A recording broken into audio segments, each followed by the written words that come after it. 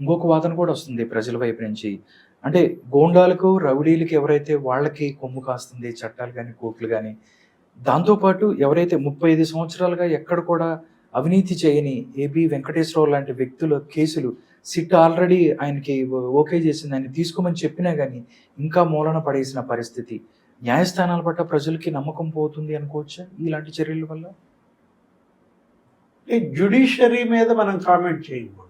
అవును. అంటే న్యాయస్థానాల యొక్క జడ్జిమెంట్స్ మీద మనం విశ్లేషించవచ్చు, తీర్పులను మనం చర్చించవచ్చు, కానీ న్యాయమూర్తులను వాళ్ళు ఇచ్చినటువంటి ఆ తీర్పులను ప్రశ్నించకూడదని ఒకటి ఉందన్నమాట.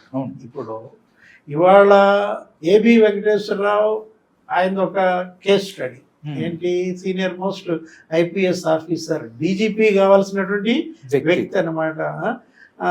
అలాంటి వ్యక్తి పట్ల ఒక పగతో, ప్రతీకారంతో ఏ విధంగా జగన్మోహన్ రెడ్డి గత 4.5 ఏళ్లుగా ఆయన ఎలా ఇబ్బంది పెట్టాడో మనం చూసాం. ఏంటి?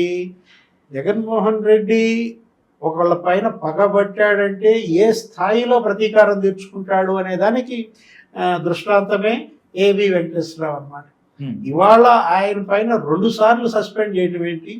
ఏ అధికారి పైన ఒకసారి సస్పెన్షన్ విధిస్తారు, 6 నెలలు ఇస్తారు, లేదు దాన్ని ఏమైనా 1 సంవత్సరం పొడిగిస్తారు. కానీ 4.5 ఏళ్ల పాటు ఆయన సస్పెన్షన్లో పెట్టడం ఏంటని సుప్రీంకోర్టే సీరియస్ అయినా కూడా వీళ్ళు లెక్క చేయలేదంటే ఎంత కక్ష కట్టారు, ఎంత పగ పెంచుకున్నారో మనకు అర్థమవుతుంది. ఆయన చేసిన తప్పేంటి?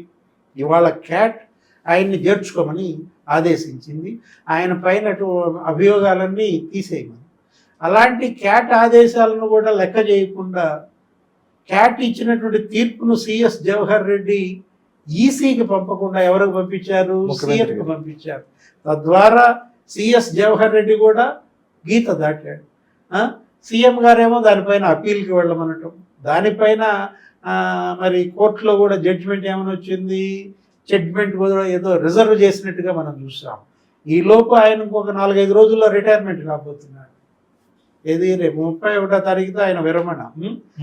అలాంటి పరిస్థితుల్లో ఆయన మీద అభియోగాలు ఇజ్రాయెల్ టెక్నాలజీ, పెగాసస్ ఏదేదో అంటారు.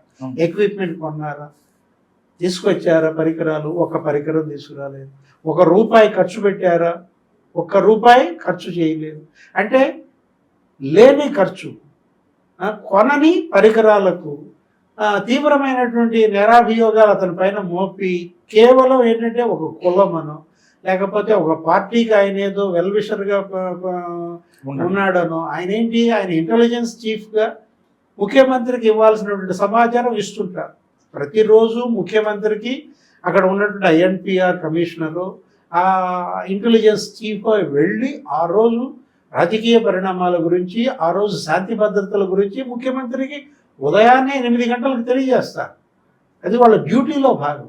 దాన్ని చూసి మీరు ముఖ్యమంత్రికి ఆయన ఏదో క్లోజ్ అని గత ముఖ్యమంత్రి చంద్రబాబు పైన కక్షతో ఆ ప్రతీకారాన్ని ఏబి వెంకటేశ్వరరావు మీద తీర్చుకోవటం ట్రాజడీ అన్నమాట.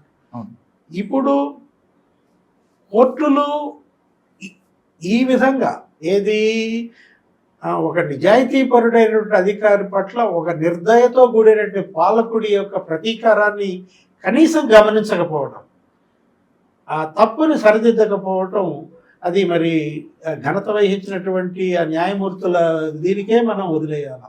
ఓకే.